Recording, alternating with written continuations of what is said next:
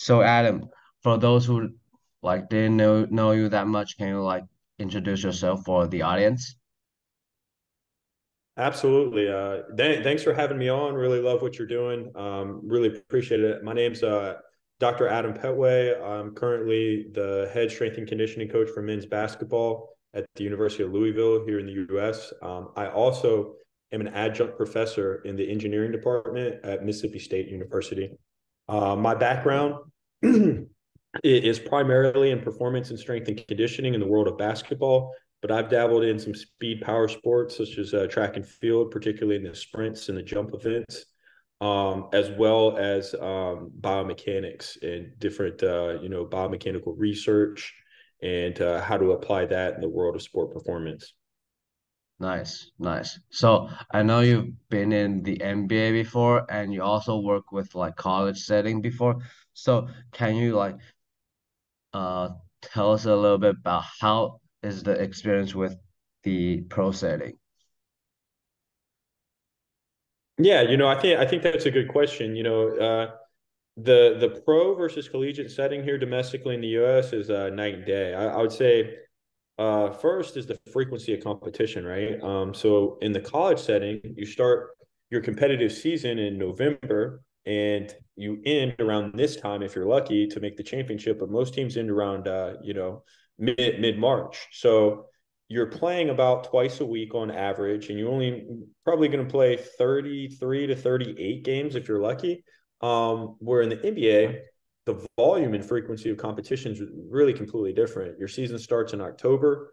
You're playing 3.5 games per 7 days until the month of April, and that's not including your preseason and training camp, and then your playoffs, which is like another season within itself. So, these teams that make the NBA finals and deep runs in the playoffs to the conference finals could be playing, all the way up until, early to mid June. So 82 games versus about 33 to 35, and then the frequency of competition. And then you have to also factor in travel, right? So, in the current conference we're in, all our games are played in the same time zone. And in America, you have three different time zones: Eastern, Central, Mountain West, and Western. So you could be, right now it's 7 p.m. in, where I'm currently at in the Eastern time zone. But if you're on Pacific, it's 3 hours behind, so it's 4 p.m. So the travel involved and the mileage that you travel is completely different. Outside of just the logistical constraints of the schedule from pro to college, I think the training age factor must be discussed as well because when you're in college, it's very much developmental, right? You're getting kids in a window chronologically from an age standpoint from the years of 18 to 22. Now, of course, some kids may be older, especially now with like COVID year and the transfer rules. So you might get a 22 and a half, 23-year old, but in the professional level in the NBA, you might get a rookie that's 18, 19, 20 years old, or you might have a vet on their third contract that's 33, 34, 35. So again, how you would train that athlete on their third contract, just trying to make it to their fourth compared to a rookie would be completely different. Different personality types, different spots at where they're at in life. A lot of them probably had kids and a wife and kind of were a little more established. So the conversations that you had with those athletes were completely different. So really, from that aspect, it's two different roles. The other thing I'll say is, college basketball is about the coaches. It's definitely a coaches league, right? Even though we've seen a lot of great coaches, move on and retire recently, it's very much about the coaches. They're kind of like the mainstay of college basketball along with the institutions. Where the NBA, it's all about the players. It's a players league. Your stars kind of are the drivers of the league as far as Steph Curry, LeBron, and Giannis and Joel and all of those guys. So it's definitely very much a players driven league where I think, the NCAA or collegiate basketball is very much coach driven. Cool. So let's say because like the volume of the pro setting and the volume of like the college setting is like when it goes to a pro setting, it's basically double up, right?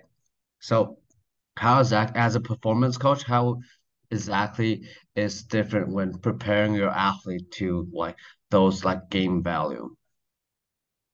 Yeah, that's a good question. I think in the pro setting, you really have to dichotomize, I think, in kind of flow charts, right? You look at high minute versus low minute, and of a 48-minute NBA game, if you play above 15 minutes, I guess that would be considered in the high minute category.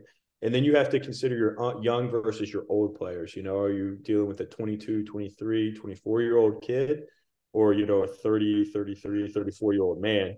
And based on that kind of flow chart, you can kind of create like a decision tree on like, okay, an older athlete that's a high minute guy might get more recovery, more soft tissue, more emphasis on, maybe low CNS, more space densities as far as what menu items are going to get within the weight room or the training room or on the court for their technical development. And then let's say you have a young athlete who is a low minute guy. Well, that athlete's obviously going to get a lot more high CNS work, a lot more skill development work and technical development work on the court, a lot more compound movements at a higher rate of frequency.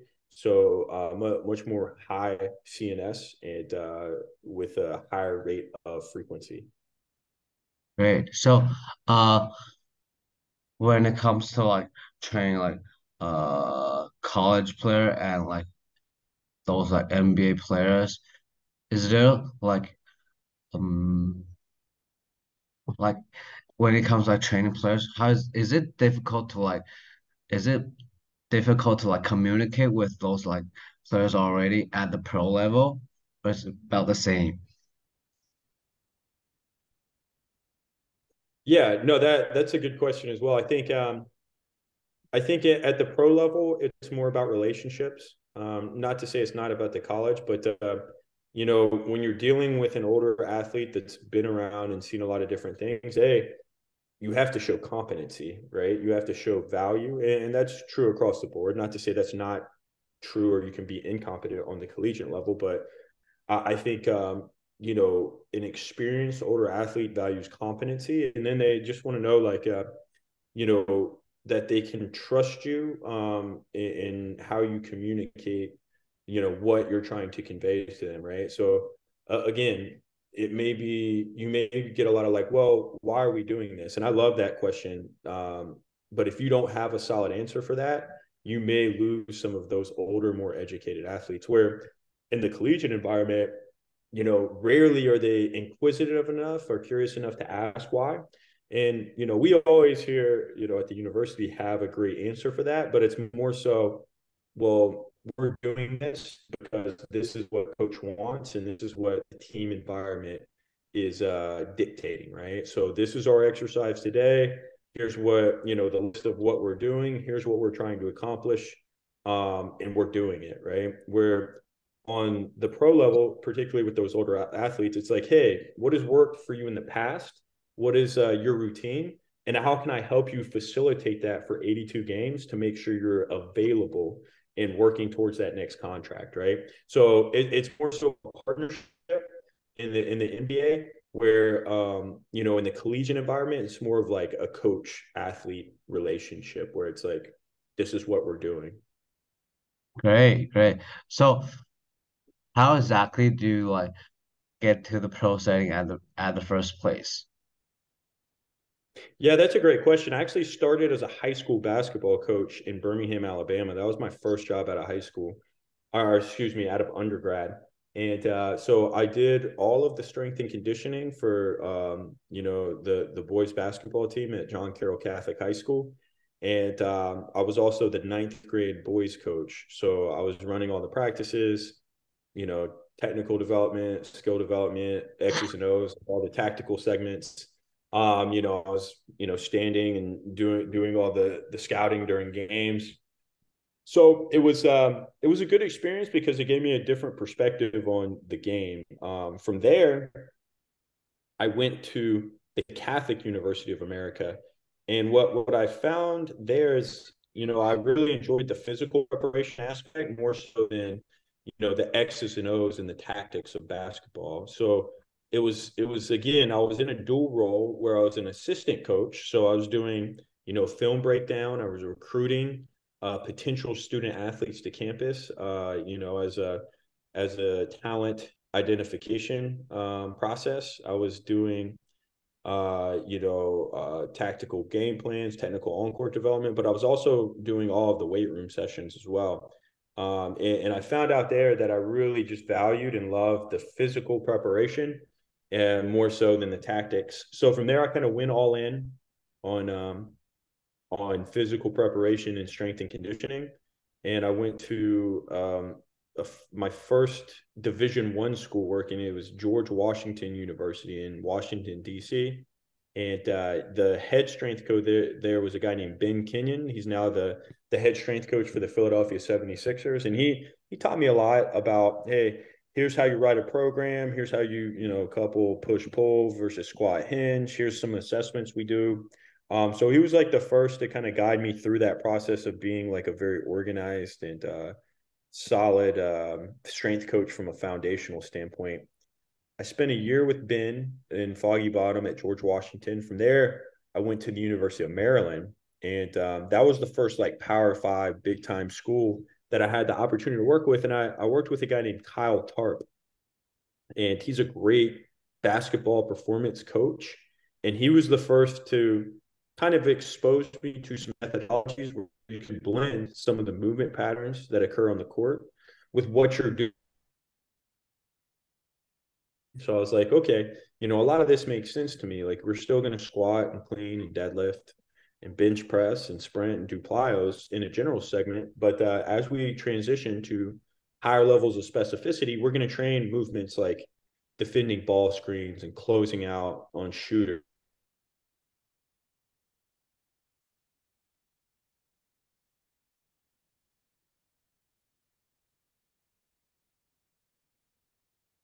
The movement patterns that occurred on the court with how we were training in the weight room, right?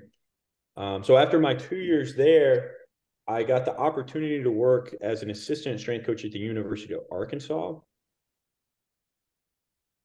I'm sorry, I think my Wi-Fi just broke. All right, do you want to start back up? Yeah, start right where we stopped. Okay. What was the last thing you heard? Just about Arkansas? Yeah, Arkansas. Okay, perfect. I'll just start back. I guess you could edit that. Yeah, of course, of course. Okay. And so, yeah, at the University of Arkansas, is the first time I really got exposed to high level speed, power, and track and field. So I think when I was there in 2016, there was like 8 to 10 student athletes that were Olympians, not coming back to train, but students at the school. The gold medalist in the pole vault, the gold medalist in the high hurdles, medalist in the long jump. A couple of heptathletes that were just really high level athletes. And what was cool about the tradition there is a lot of the pros that would come back to train, ended up, working out in our weight room. So I got to be around like a really, really high level of sprinters and jumpers. So within that, it kind of gave me a different perspective on like, okay, you can manipulate various variables for like specific adaptations to kind of like phase in and out certain bodybuilder abilities at certain times of the year, and then you want to kind of taper off and then peak for big events. So it kind of gave me a bigger appreciation for macro cycles and yearly training plans, relative to some of your bigger competitions like Olympic Games and World Championships and things of that nature. So within that, I got exposed to a guy named Boo Schnecksnyder, just because he was a guy whose name kept popping up, and I was just trying to figure out, hey, I'm training a couple of really good sprinters, and I don't know much about track and field, so I better kind of figure this thing out, right? So I reached out to a lot of people within my network, and his name kept on popping up, and we invited him on campus to consult, and I was working with a sprinter in 2015 and 16 who was prepping for the 200 meters in the Rio Olympics.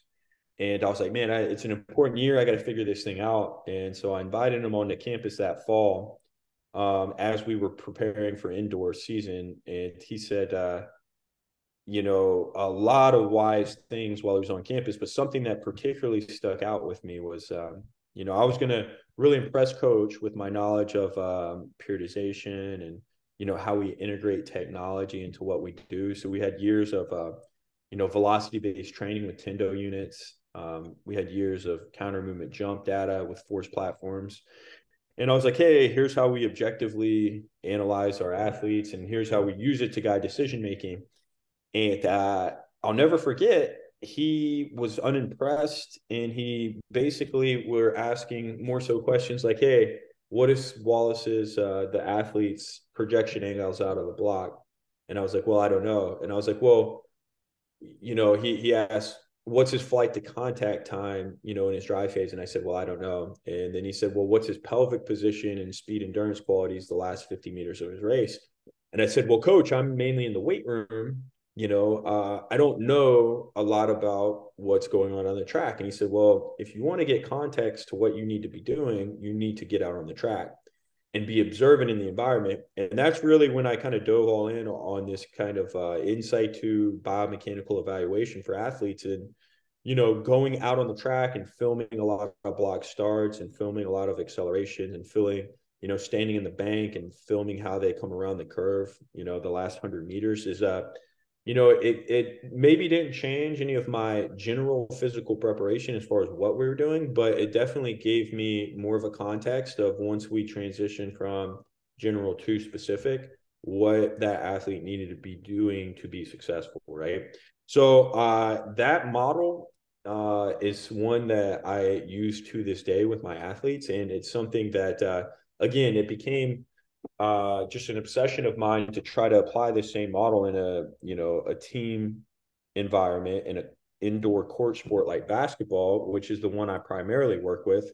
So when I was putting all of this together, probably 6 or 7 years ago, I got a call from a guy in Philadelphia whose name is Todd Wright. He's now the VP for the LA Clippers, and he was like, hey, we're starting up a biomechanics department in Philly. Your name keeps popping up as someone that could potentially help us. Is this something you'd be interested in?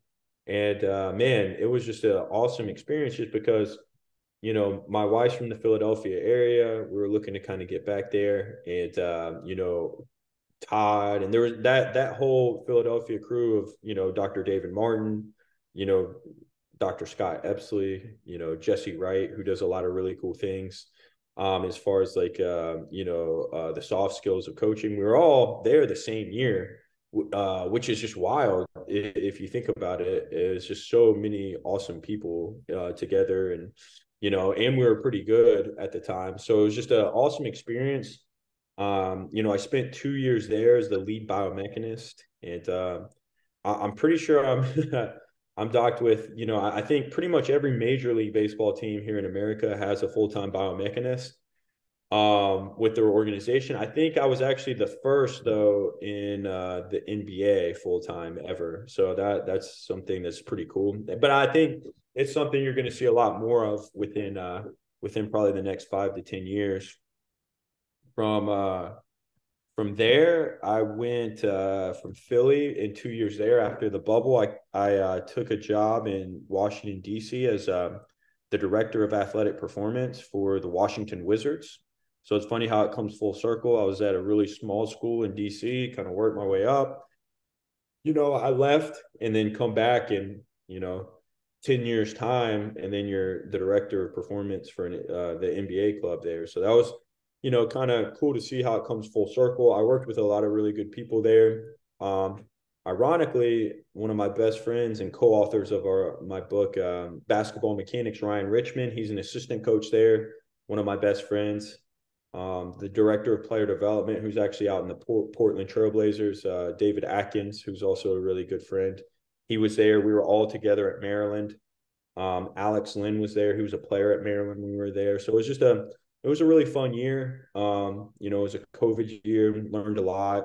My wife was actually still in Philadelphia, so I decided to move back after the season and, Coach jumps, because I've always had such admiration for Coach Boo.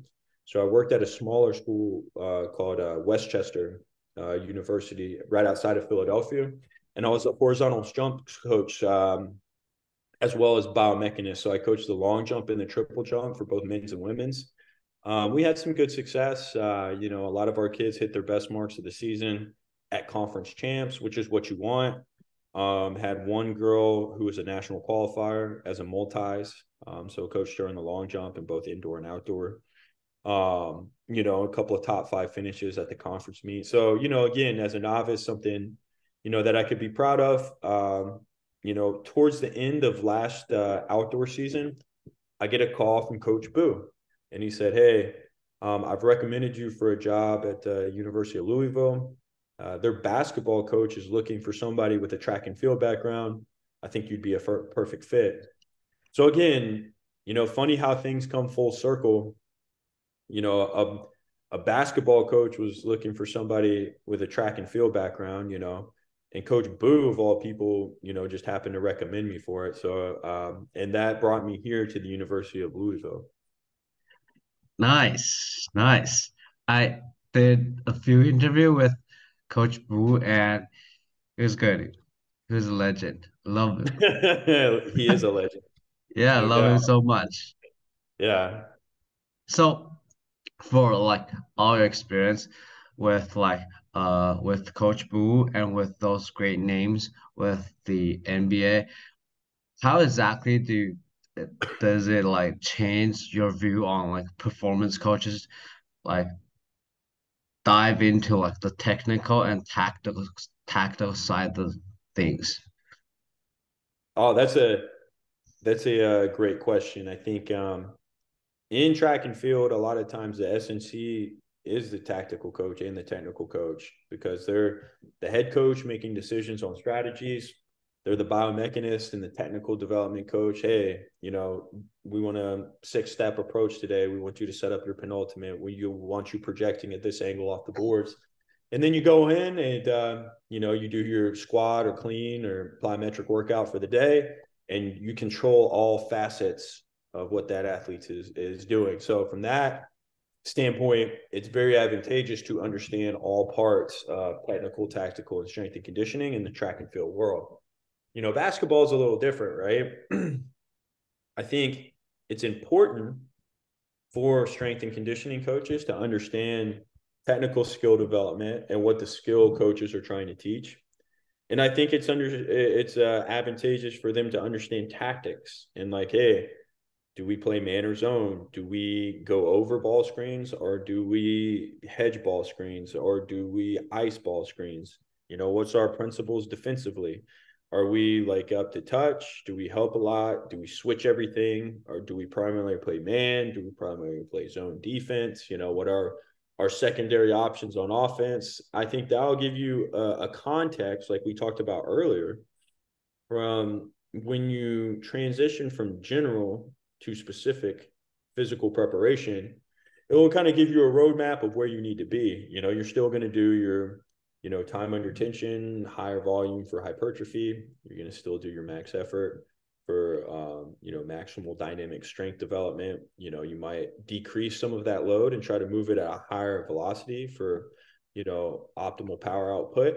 But at some point, you're going to have to transition out of the weight room onto the court. So I think understanding the movements involved with the game is really, really important, just to provide context for all of those kind of subsets that we talked about. Cool. So, do we like just to like just to help them like transfer as a as we're talking about like basketball, do we really need to like mimic some of the movements like shuffle or like uh multi-directional movement using some sort of like bands, that kind of stuff to help us? Yeah, no, I think it depends on what you're trying to accomplish, right? Like, you can use bands, you can use sledge, you can use raptor resistance. Like, it really, the tool is irrelevant. I think it just matters globally understanding the movement and the force application and the vectors at which you have to apply force at certain times, at certain velocities is just, to me, it's just like, the tool and application is irrelevant. Understanding that, like, okay, in the frontal plane, I need to apply force at this angle, at this time, at this direction to, equal and opposite, get my center of mass moving in a way that will prevent dribble penetration. I think to me, that's where the mastery and the expertise really comes in. It's just not necessarily the tool, but it's knowing when to apply the tool and how that affects what you're trying to accomplish from like a specificity standpoint. Great, great. So, next thing I want to ask is like before we do the programming for our athlete, is there like some sort of like test or like movement screen, or like some sort of like force plate test you're gonna do before everything is Yeah, we do a myriad of different tests. We have a markerless motion capturing system at the university. We have force platforms. We have 3D cameras to measure bar speed and bar velocity. We'll do combine testing, anthros, body fat percentage, bod pods. So we do like a myriad of different physical tests and profiling. But to me, at the end of the day, like watching them play basketball is the best test, and it's subjective in nature, but like you got to think it's always standardized in the fact, you're going to have 4 teammates and 5 opponents in a 94 by 50 foot parameter where you have to shoot a ball into a 10 foot hoop, and depending on where you play in the world, you might have 2 halves or 4 quarters. Essentially the duration of the quarters are going to be standardized. There's going to be 3 referees. Whether you play in the NBA, college, or FIBA will dictate like a lot of like the different variants or subtle nuances within the rules, but it's pretty much standardized around the world for the most part.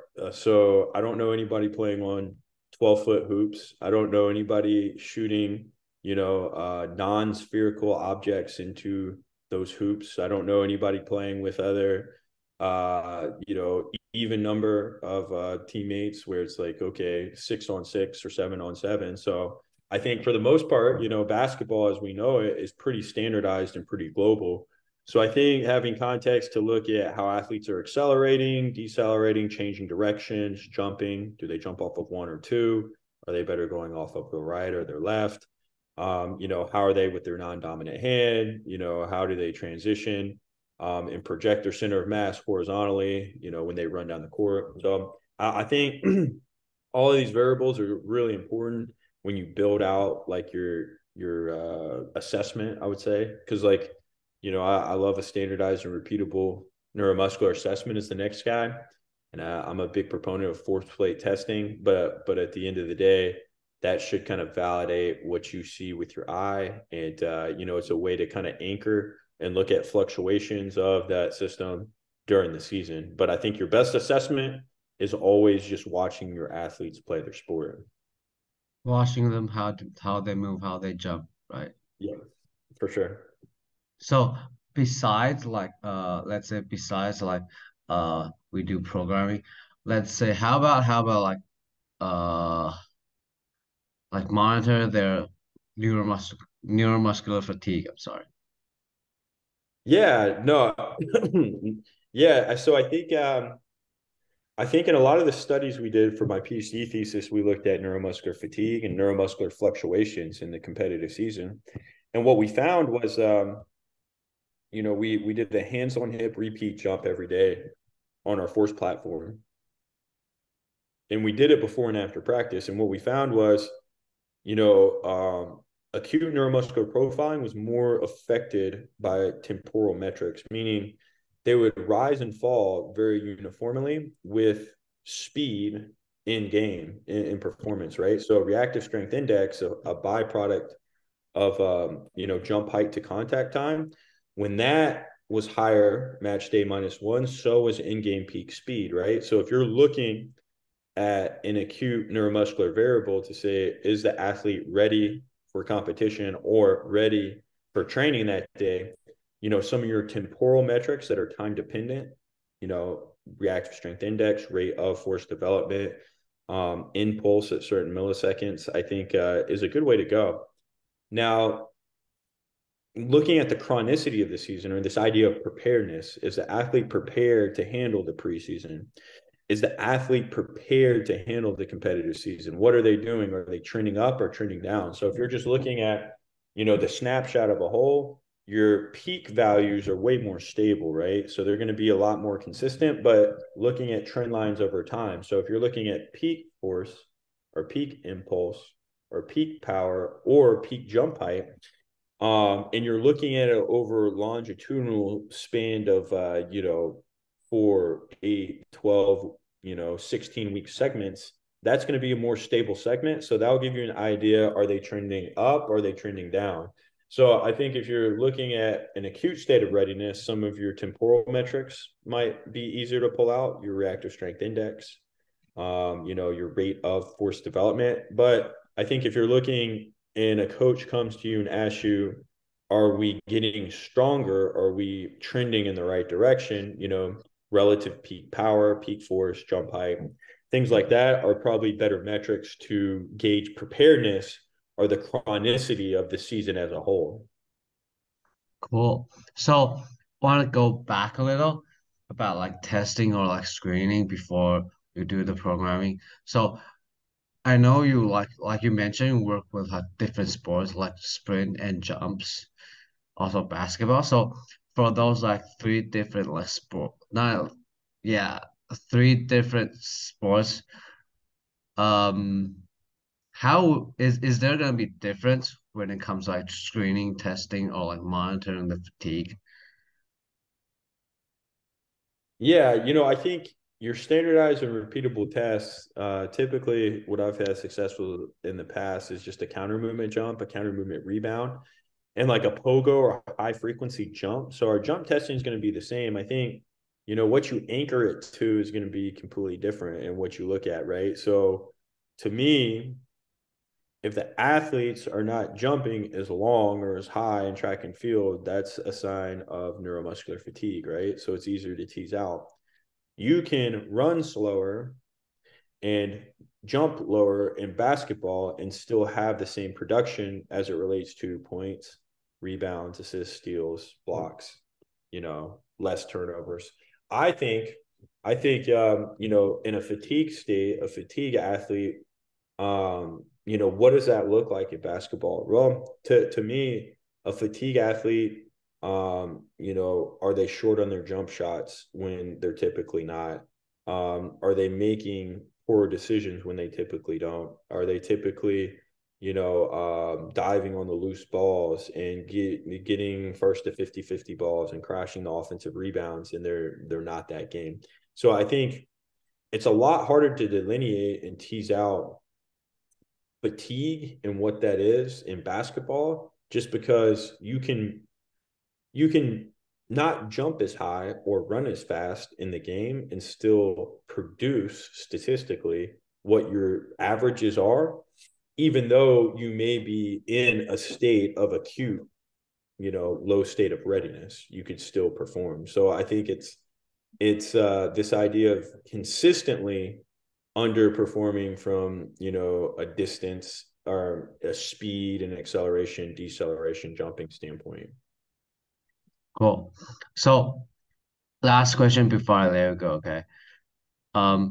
You currently working at like University of Louisville for their basketball team as a performance coach. Like you mentioned, they were looking for a co performance coach who has like track background. So, as your experience, how do you think that having a track background help you with like training those like basketball athletes?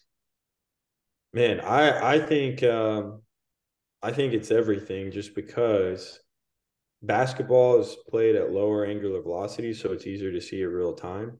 I think having context for acceleration and jumping is really important in pretty much whatever sport you're talking about. It just occurs at a slower rate in basketball than it would out in the track, right? Or in the pit. I think just the ability to have the knowledge and skill set to increase capacities, right? So how can you make your athletes run faster, jump higher or longer is really, so it is the sport and track, but it is super advantageous in the sporting activity of basketball to increase all those physical parameters, right? So it's like, from a technical skill development, I don't teach dribbling or shooting or passing, but if you can get an athlete to run faster and be more economical in the court and jump higher, well, you're putting that athlete in a better position to be successful in their sport, right? So I think having the context of some tools and some strategies and understanding how to do that is really important. I think, that's probably one of the biggest things that I got out on the track is understanding, a lot of coaches are pretty much doing very similar things, right? As far as like, they're probably doing some sort of weight room and resistance training. They're probably doing some sort of flexibility and mobility routine. They're probably doing some sort of like acceleration and speed power development. They're probably doing some sort of jump training and plyometrics. They're probably doing some sort of conditioning. I think, out on the track, it gave me the appreciation of how to sequence all of those things to get the desired outcome, right? So if I know like we're, focusing on max strength, like I can program in, certain menu items at certain times to increase like absolute strength qualities. If I'm working on more so like a ballistic block and, reactive strength qualities with short ground contacts, because we feel like that athlete is lacking that on the court. Like I know how to use and sequence menu items to facilitate those adaptations. If I feel like an athlete can't accelerate properly and, has very poor mechanics as they project their center of mass horizontally or asymmetrical in their flight to contact time or poor posture and pelvic position and too much backside as they transition down the court, I have a skill set and an eye and, some menu items to address those mechanical aberrances. So I do think it is important, again, having context for what's going on in the court, but a lot of the interventions that I might use, I got from, Coach Boo and, those track and field mentors. Great, great. I really love this. I really love this. So for those who are interested in what we're talking about today, and you also post a lot of like great content on your Instagram, where can they find you and where can they find those content? Yeah, for Instagram, it is just my name, Adam Petway. And I got away from it from a little while, but we actually have a lot of really good research coming out and a lot of fun stuff we're doing this off season. So I'm gonna get back to it. And then if anybody has any follow-up questions from anywhere in the world, my email is just my name, adampetway@gmail.com. So feel free to follow up and I'll definitely get back to you. And, I always love follow-up questions, that provide a lot of good insight. And also, where can they find the book? The book is available. Ultimate Athlete Concepts is Joseph Johnson's site. He published, he has Super Training, Triphasic, Fergus Conley's book, Antonio Escalante's. So you can order it there or you can get it off of Amazon. So the basketball mechanics from Adam Petway and Ryan Richmond. Great, great. Love that. Love that.